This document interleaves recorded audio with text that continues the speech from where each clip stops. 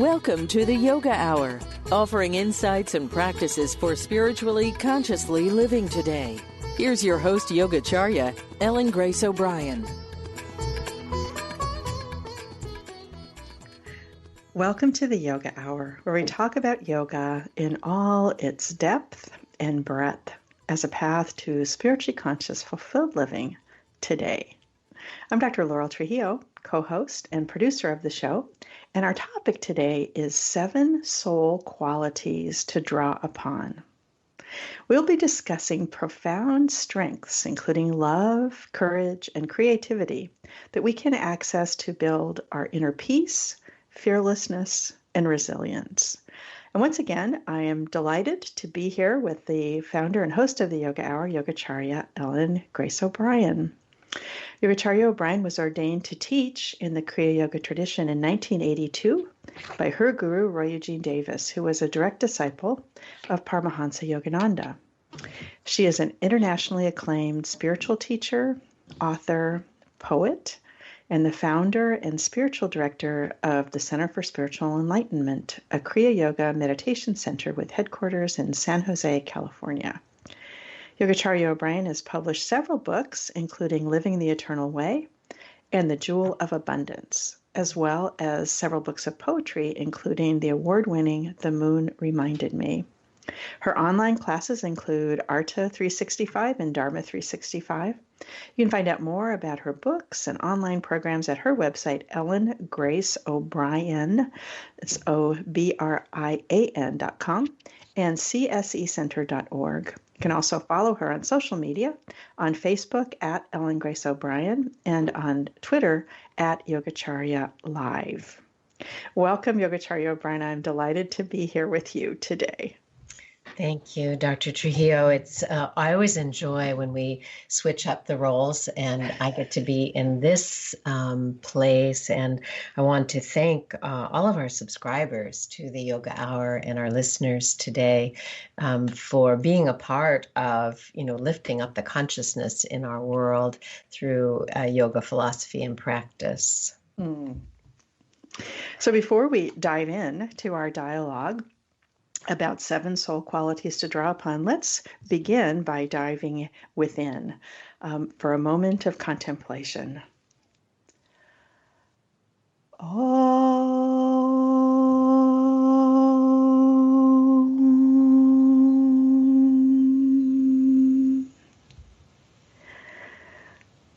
So let's begin by just bringing ourselves into the present moment.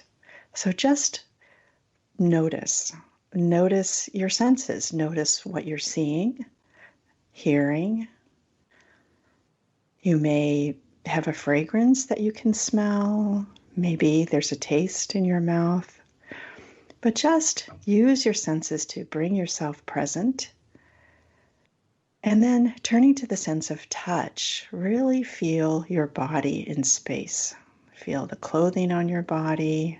Feel the surfaces that support you, whether you're sitting or walking, standing. Just bring yourself fully present. And then turn your attention to your breath, our wonderful friend, our tool that's always with us. And just notice as you take a fully conscious breath on the inhale and the exhale. On the next inhale, feel the cool air in the nostrils. And on the exhale, feel the warm air flowing out. And let's just rest here, just a moment in this present moment. Just be right here. And as we rest here, here's something to contemplate, taken from Yogacharya O'Brian's book, Living for the Sake of the Soul. No amount of self-control or discipline will create joy or love or peace because they are divine qualities. They are not the result of something we do or produce. These qualities of the soul cannot be purchased, won, or acquired. As divine qualities, they are revealed. They flower from within They flower from within us when conditions are right. The only way to reap joy, love, and peace is to welcome them now and allow them to come forth.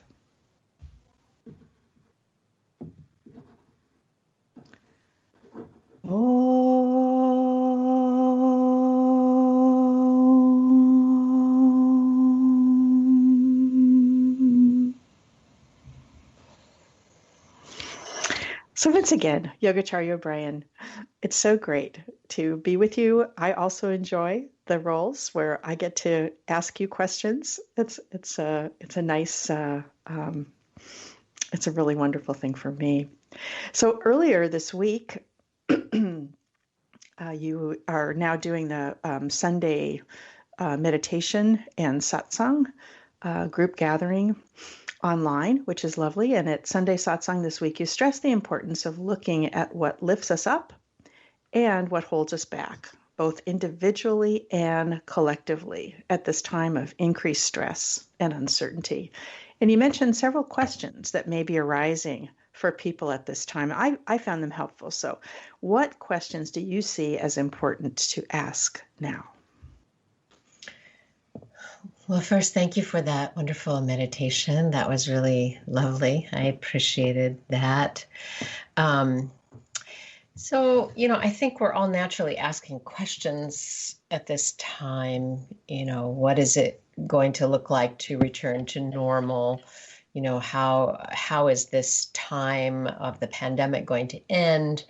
How can I be safe? All these questions that are related to current conditions. But those who practice yoga or have a spiritual path also are inclined to ask, what I would call bigger questions, which, are like, what is possible during this time, during such time? What becomes possible? What really matters? And also, I've been exploring the topic of, how does this relate to Dharma, to our personal sense of living with higher purpose and our global sense of being connected to the infinite and the unfolding of the evolutionary thrust in our world. So how does this time connect to and call upon the values associated with Dharma? And then the other thing, I think is a question we can all be pondering, which is, what will this time be for me? What will this time be for our world? What decisions will I make during this time that will change the trajectory of it for me? Great questions.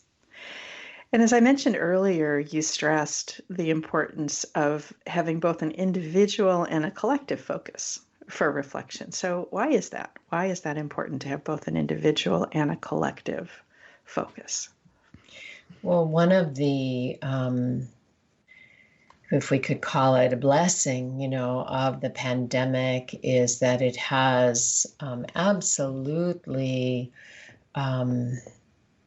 amplified our experience of oneness. Mm-hmm. While on the one hand, there is contraction and a sense of individual fear and separation, there's also the undeniable oneness of the experience globally, where borders no longer make a difference. And we see that, of course, the pandemic has been called the great equalizer, where, it affects everyone in some way. And so, we see our connection. And in terms of the evolutionary process of global awakening, one of the things that we need to wake up to is our inherent connection to one another and to all of life. And so keeping that in mind, I think, can support us in seeing the potential of an evolutionary thrust as well as a great and grave challenge. Mm-hmm. Mm-hmm. Yes, that sense of oneness is undeniable. At the present time, just the interconnectedness. I think I've talked to so many people who are reflecting more on that now. So today's program is about the 7 soul qualities that we can draw upon. And I did want to mention that you have longer videos on your YouTube channel, Ellen Grace O'Brian, for each of these soul qualities if listeners would like to learn more. Because we're going to, obviously, talking about 7 things, we're just going to be doing an overview today. But those are there, and they're wonderfully helpful. So first, let's start off by asking, what do you mean by soul qualities? Well, in yoga philosophy, the cosmic view of the individual is that we are an expression of the one infinite divine reality. And because we are an expression of that, the potentials of that divine reality indwell each of us at the soul level of our being. So, those potentials are, wisdom, compassion, higher, greater potentials than we can access necessarily from the egoic sense of separate self. So it's sort of like, the example is used of the wave and the ocean, that the wave carries the makeup, the qualities of the ocean. And so each of us has the potential, and really that's a part of what we're here for, to bring forth those divine potentials within us. But I will say that, they're potentials. So it was a lovely quote that you chose to open with this morning that, conditions need to be arranged so that those potentials can emerge. And that's what I mean about this time as a time of global opportunity and individual opportunity, that although the conditions are so deeply troubling and challenging, they also hold a lot of potential for our awakening. Mm. So there is an association that you've been talking about with these soul qualities and the chakras. So can you talk a little bit more about that? Why is that important? Well, I think just simply put, we can understand that just as there are models for our physical development, the body develops in a certain way, the body and the brain, as we're babies and we go on into adolescence and adulthood, and there's a psychological pattern for our development in the same way, as we develop the sense of self and so on and so forth. There's also a spiritual model of our development that unfolds from, the sense of self, what we truly are, through the liberation of consciousness, realizing absolute freedom. And those stages of spiritual development have been shown to correlate with the major chakra system, the 7 chakras, as the unfoldment of our soul capacities. That was great. I just think that's such a great model, for our development. So the first soul quality that you mentioned, stability, is associated with the root chakra. And that seems obvious right now, that we would all want to feel more stability when our normal life has been changing so rapidly. How do we connect with that stability, that soul quality that can strengthen our foundation in these uncertain times? Yeah, that quality, can also be thought of as security. Where do we find a sense of security? When things are moving and changing. And I think one of the first steps that we have on the spiritual path is beginning to discern where we can find security and stability and where we cannot. So that's one of the first things that actually, is a sign of spiritual awakening. For a long time, we're in the world looking outwardly for our sense of security and stability. We're looking for conditions, we're looking for circumstances to provide us with that security.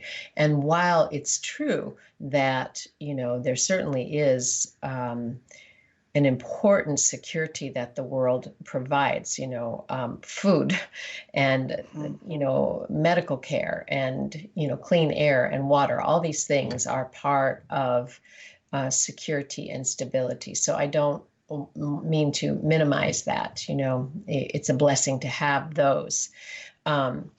And beyond that, we begin to inquire, well, what is something I can count on that is not going to change? So that initial inquiry that we have on the spiritual path is beginning to identify all of those things that are subject to change.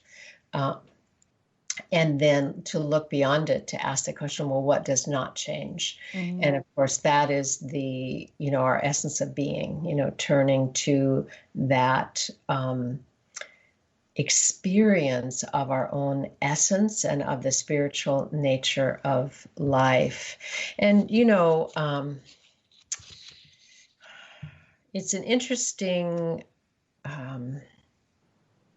it's an interesting thing to contemplate in terms of Maslow's needs, his hierarchy of needs for, if we look at that, there's some sense there that there's this step-by-step progression that people cannot really have much reflection on spiritual matters, when they're not getting enough to eat. Right. And, and right now we're seeing, some of the implications of the virus where people are starting to have food insecurity.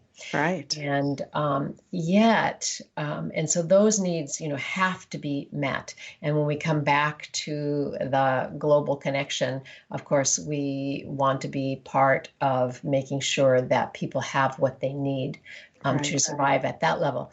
But there's also, I'm not convinced that people, that when we're in a survival mode, that we don't have access to spiritual resources. In fact, I think they're more important than ever. And, when I look at the struggles of people, through history, it seems to me that, there is not this dividing line, like you have to get everything secure in your life and then you can, draw upon spirit. I have seen, people who have been in the most difficult situations absolutely drawing upon spirit because that is the greatest resource that we have. And when nothing else comes through, that's what we rely on. So, I think we need to look at that. So the next soul quality is creativity, which is associated with the second chakra.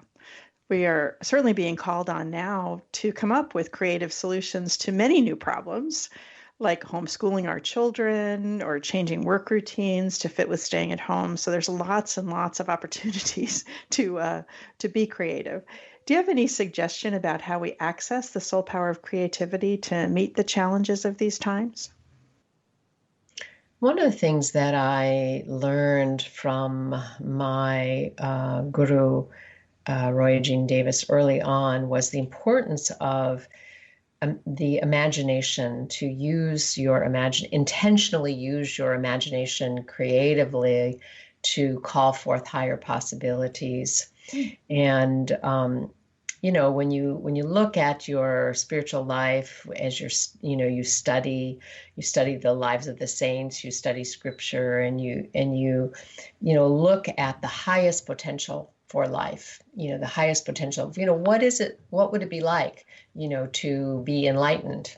And, what would it be like to live in an enlightened, awakened world? So we actually are using our imagination all the time when we have that study. So this is really just about using it more intentionally and more consciously. So like after your meditation, just spend a few minutes contemplating your life. Let's say your life on spiritual steroids. What would it be like, to experience freedom? Liberation of consciousness. What would your life be like if you were fully enlightened? Right now. Not like later, not after the pandemic, but right now. How would you be living? What would you be doing? So we begin to open up our minds from the constricted state that we are often in. But that is through the intentional use of our higher capacity of imagination. We use imagination all the time. Right now, especially, we can imagine horrible things, and horrible things are happening. So we especially want to counter that by using our imagination to open up to possibilities. Mm. And I did want to mention, for those who missed it, a couple of weeks ago, you had a lovely conversation about this, about imagination with Norman Fisher on imagination and the bodhisattva qualities that you can. So anyway, that was 2 weeks ago. People can access it in our archives at Unity Online Radio / the Yoga Hour. So let's turn to determination, which is associated with the third chakra. How do we tap into the power of determination to do what we know we should do? As I think about that in this moment, there's a favorite line from the mystic poet Rumi that I often think about, or actually it's from Kabir. I get my mystics mixed up. It's from Kabir. And it was something like, on the soul's journey, it's the yearning that does all the work. And so this is a quality of determination on our soul journey that comes from that comes from the yearning to be free, the yearning to be awake, the yearning to experience bliss or the soul's joy, which are all, inherent to our essence of being. So it's a quality of determination that says,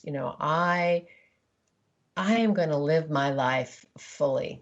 So it's not the same determination like, I'm going to do this and I'm going to accomplish that, but it is more as a soul power. It's more the determination to awaken. And then that determination to awaken fully can be the operant energy behind positive changes that you want to make in your life on a more mundane level. Mm-hmm. Yes, I've often heard you describe the need to arrange conditions, that we, have this ability to arrange conditions. Obviously, there's some things that we can't arrange or some things that are not in our control, but we do have perhaps more ability than we realize to arrange conditions to, for example, have a time for meditation, have a daily time for meditation. Absolutely. And, when yoga is, Kriya Yoga in particular is essentially that, arranging conditions so that our innate divine capacities can be realized and actualized. During this time of the pandemic, we have put our online morning meditation, which is held at the center, we've put it online, at 6:30 a.m. Pacific time every day.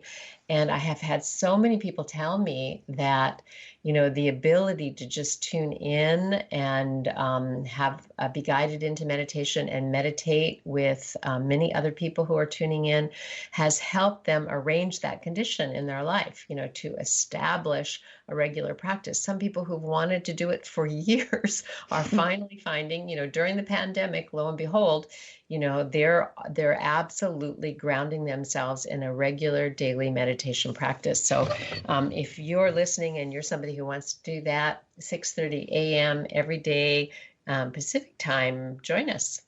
Mm. And I would also mention that there's another afternoon meditation as well, which is online Monday through Friday at 4 p.m. Yes. So if you miss the morning one, perhaps there's a chance you can arrange conditions to be there for the afternoon one. And I always wanted to go and would forget to do it. And I just started setting my alarm on my phone, which I have with me usually. And, it reminds me, 3:45, go get ready. That's so great. Yeah, and that one's shorter. The morning one is an hour, and it begins with a puja, devotional prayers and mantras. We do need to go to the break, so sorry to cut you off there. You're listening to the Yoga Hour with host and founder of the Yoga Hour, Yogacharya O'Brian, and we're discussing 7 soul qualities to draw upon. We welcome your comments and questions. You can contact us at yogahour@unity.fm. I'm Dr. Laurel Trujillo, producer and co-host of the show. When we come back from the break, we'll explore more yoga practices that can help us build inner peace, fearlessness, and resilience. All are welcome. We're glad you found us. Unity Online Radio, the voice of an awakening world.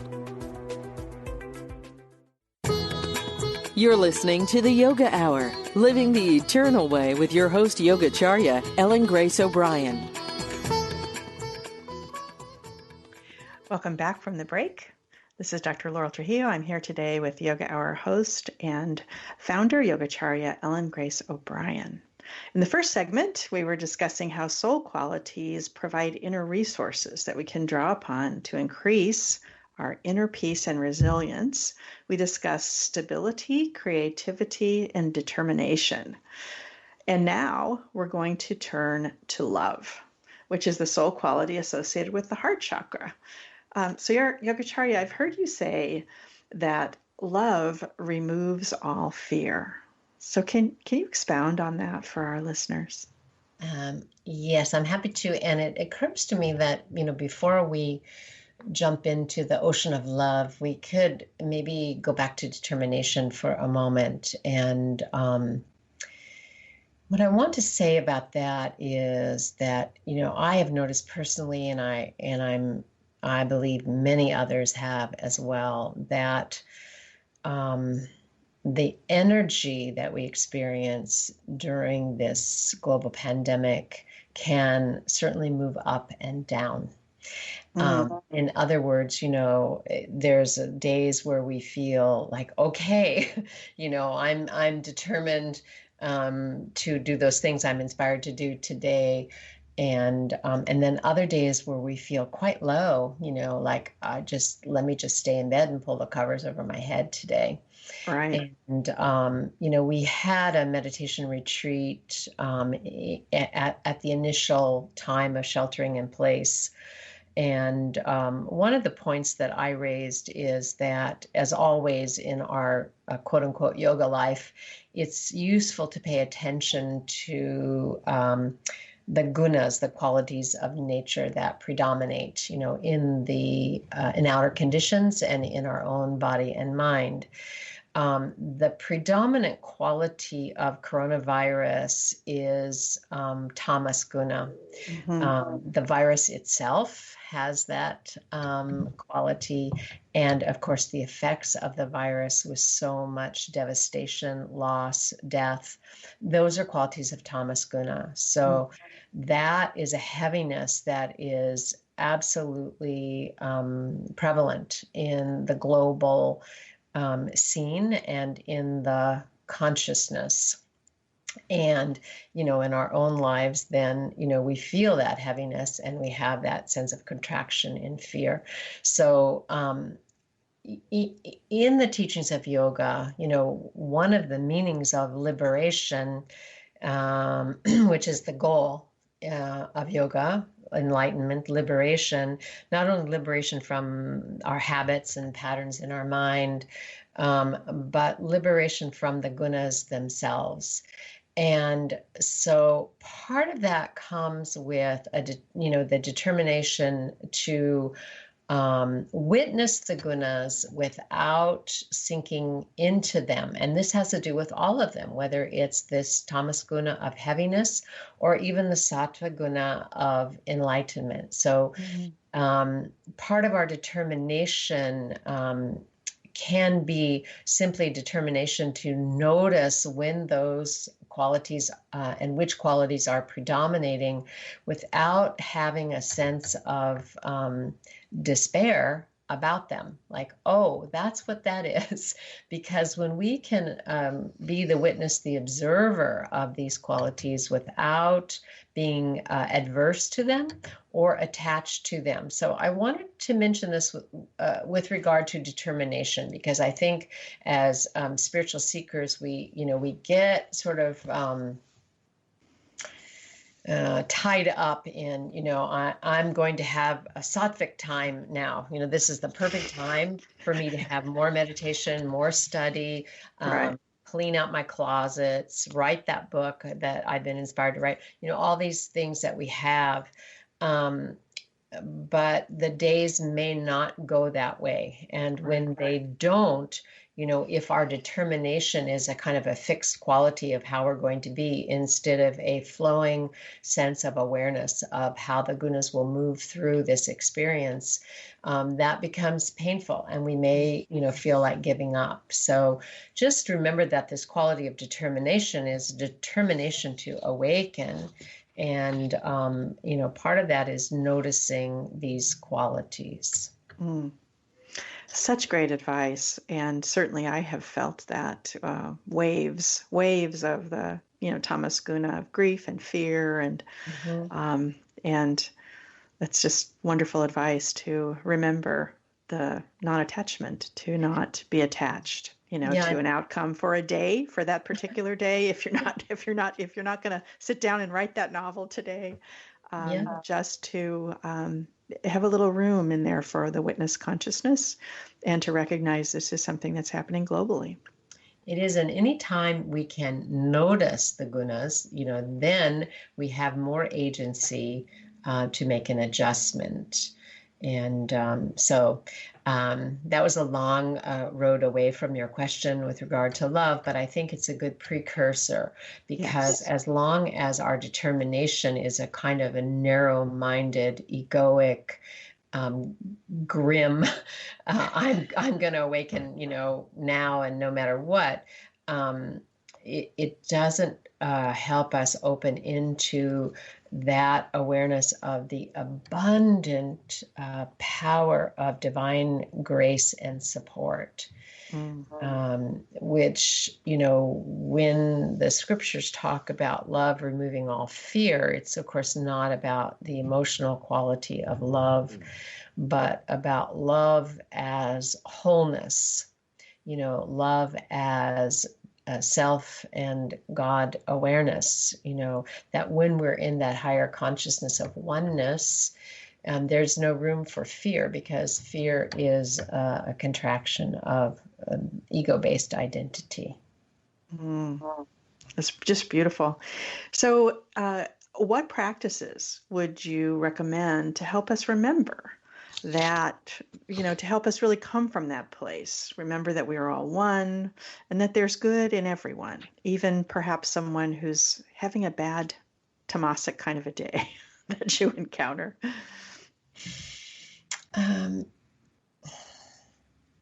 Well, of course, having that regular meditation practice that we were talking about will help us get unstuck. It just will give us a regular dose of sattva guna. It help clarify the mind, help us be anchored more in that, wisdom, clearer discernment. And part of clear discernment, at this time in the pandemic, I think, is recognizing the incredible stress that we are under and that everyone is under. And so a lot of times we and others are at their worst and not their best. And so I think, one of the practices that is so helpful at this time is simply patience, to just, acknowledge the stressors. Because, generally just regular life is stressful. And so people have all of that going on. With the pandemic on top of it. So I think cultivating patience and just the awareness, I sort of like the restraint that we can bring forth to say, not now. Like when you feel like you want to tell your partner, how much what they're doing annoys you, you can just say, not now. Now's not the time, because we're at a heightened sense of sensitivity and perhaps irritation, and others around us may be not operating at their best. And so we want to put a restraint on negativity and enhance positivity. So, how can we bring forth love and support and encouragement, for people around us? That's just wonderful advice. So turning from the heart chakra now to the throat chakra, the throat is associated with the soul quality of truth. So when we think about truth, obviously there's relative truths, and then there's ultimate truth, absolute truth. So how does reflecting on the difference between relative truth and absolute truth help us in these rapidly changing times? I think we could just, point back to the very last thing we were talking about in terms of our relationships and conditions. That's all in the realm of mutability and change. And so, we can pay a lot of attention to how we speak our word with regard to changing conditions and situations. And, we can bring forth a positive word instead of a negative word. So that's all relative. And then we can be aware of the ultimate truth of our life as spiritual beings, the truth of what we are, the truth of what others are, the truth of what this world is, as divine. I think about, how the earth is taking a breath right now, and, some of the statistics that are coming forth about the clearing of the air, and the sort of quietness with less cars and vehicles. And so this truth that life is sacred and the world is sacred can be a beautiful thing for us to contemplate. Yes, absolutely. Life is sacred and the world is sacred. And one of the things that I've been enjoying is seeing how when people pull back, animals are also much more present. I don't know if you've seen those, but I've seen like goats, wild goats, roaming through the center of town and eating people's hedges. And I mean, just, all kinds of things. I mean, coyotes and, all kinds of animals that normally wouldn't come into a, congested place. And somehow that seeing that, you just realize that there's this ability of and resilience of the world, of just nature being given an opening, and then nature just blossoming, into that opening. So yeah, lots of evidence for that now, and I think it can bring an adjustment in our consciousness, in our awareness, to bring us back to what I mentioned in the opening question about, what does this time have to do with Dharma, individually and collectively, and, Dharma as the foundation of the world, as the the support for the world is that the world is sacred, and we need to learn how to cooperate with that divine power and presence. Indeed. So turning now to the sixth chakra, or third eye, there's an association with the soul quality of insight or realization. So why do you describe insight or realization as a soul quality?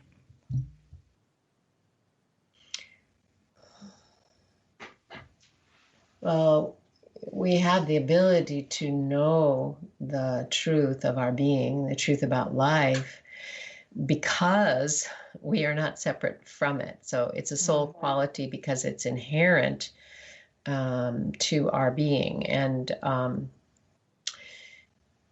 that's how we can realize the truth. We can realize it because we are it. And that's why the yogis say that's our certain destiny, because ultimately we are going to realize the truth of what we are. And when we come back to arranging conditions, this is, of course, arranging conditions in the environment and the body and the mind, but this insight comes through clarified faculty of discernment and intuition. So as our mind becomes purified and clarified, then that which we are, the soul level of our being, is revealed.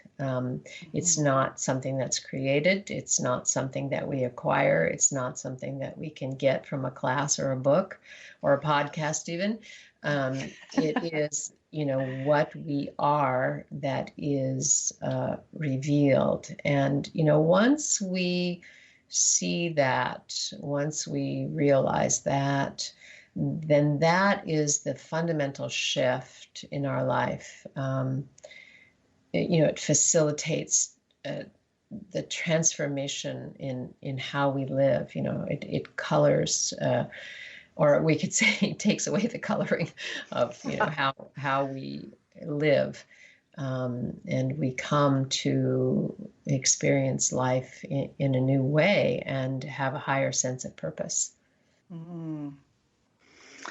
So even by what you said, I see, sort of glimmers of this next question, but I'm going to go ahead and ask it anyway, to make it more explicit. So how does this soul quality of insight or realization, how does it help us now?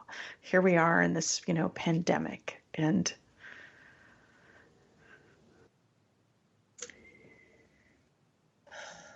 well, it helps us in so many ways. Of course, it helps us access the soul qualities within us, all the ones we've been talking about, knowing that they're there, knowing that we don't have to go anywhere to get them, and that they're actually the strengths that we need, in this time, and how beautiful that we can access them within us. Not only that we can, but we must. It can help us, of course, to see our way through at a time when, we cannot see our way through. And so, to have a sense of infinite divine healing power and potential is not only reassuring, but it brings with us certain revelations about, what we ourselves can do in such a time. So, that is very useful. That's one of the questions people have. Well, what can I do? There are people who are on the front lines, and they know what to do on a daily basis, but they're also asking the question, how can I survive this? So, and those who are sheltering inside, I think, we feel, what can I do to help? And, lifting our awareness with this insight, it also opens the door to possibility and to inspiration coming, in line with our questions. So turning to the seventh and last soul quality, of liberation, which is associated with the crown chakra, we can become so overwhelmed with coping with all of our responsibilities, all the changes that are happening, this tamasic time in the world that we've been discussing, that liberation can really take a back seat. So why is it important to continue to hold out liberation as our goal? It can shine a very bright light in our life, regardless of the times. So when we, read about the saints and sages through history, you can see that they also lived in difficult times and in very difficult situations. Whether it's St. John of the Cross or, Mother Teresa or Paramahansa Yogananda, none of them were in times or situations that were easy. And, but that doesn't change, our ability to realize that goal. And holding that goal, I think, helps us organize our life, our daily life, in a way that is meaningful, that is soul nurturing and soul satisfying for us. And it also helps us to create healthier lifestyle routines, because we're arranging conditions knowing that ultimate realization, the liberation of consciousness, will unfold naturally. So it encourages us to have a supportive lifestyle routines and meditation, and to watch our diet. And, why not just sit on the couch and binge watch and eat, sugary and salty foods? Well, if you know this higher purpose that you're here for, you will steer away from that. And you'll recognize, oh, Thomas Guna is having a workout here, and I am not going to be controlled by that. I am going to keep my eye on the goal of liberation of consciousness and do what I need to do to cooperate with the unfoldment of my highest potential. So well said. Which brought me back kind of in full circle to the questions that we were talking about at the beginning of the hour. We were talking about, what is most important to me? What is most important to me now, at this time? And I think you just gave a great summary, of why liberation is important to, have on that list. So I wish we had more time to spend to discuss all these soul qualities in more detail. And again, if our listeners would like to hear more from you on each of these topics, they are available in short talks that have been posted on Yogacharya O'Brian's YouTube channel, which is under Ellen Grace O'Brian. They're also on the CSE website, although on the CSE website they aren't really labeled, but the quality. That's what I like about accessing them on the YouTube channel. So so in the last 2 minutes, Yogacharya, in closing, what words of encouragement or inspiration would you like to leave with our listeners? I think the greatest encouragement that we can have at this time is to remember that we are spiritual beings, and that our life is always divinely supported, and that those supports are inherent to our being, and they are also present in the world. And so to know that you are divinely supported, and to every day open yourself to remembering that, to experiencing that through your meditation, through your prayer, through your study, and to notice it, and then be sure to cultivate gratitude about that divine support. Because, one of the challenges that we feel is that, first chakra challenge is like, well, where's my support at this time? Right. And so we have to cultivate this sense of spiritual support, which is drawing upon those very present soul qualities that are within us. So give thanks for the support that you experience in small and great ways every day. And that support will be revealed to you and be enhanced through gratitude. Such a great reminder. And gratitude is such a helpful practice. I have found it to be such a helpful practice for me. And if you have that as a focus, if you have a gratitude practice as a focus, it's amazing what you can find to be grateful for. It seems like there's always something. And so to be aware of those supports that just appear, in our day is really lovely. You've been listening to the Yoga Hour. It's been my pleasure to share this time with you. I'm Dr. Laurel Trujillo, co-host of the show. And we've been discussing 7 soul qualities to draw upon with the Yoga Hour's founder and host, Yogacharya Ellen Grace O'Brian. Yogacharya O'Brian is an internationally acclaimed spiritual teacher, author, poet, and the founder and spiritual director of the Center for Spiritual Enlightenment in San Jose, California. She has many books, including The Jewel of Abundance and Living the Eternal Way. Also, lots of wonderful poetry, including the award-winning The Moon Reminded Me, and many online classes. You can find out more about her books and online programs at ellengraceo'brian.com. And the Center for Spiritual Enlightenment, as we were mentioning earlier, now offers many online programs, including the Sunday program, daily morning meditation, and 4 o'clock in the afternoon weekday meditation. You can find out more about those at csecenter.org. Thank you so much for this conversation, Yogacharya. I've really enjoyed speaking with you. Thank you so much, Dr. Trio. It's my pleasure. And thanks again to our listeners and subscribers to Yoga Hour. So join us next week, when Yogacharya's guest will be Giovanni Formisano, an esteemed Kriya Yoga teacher from Italy.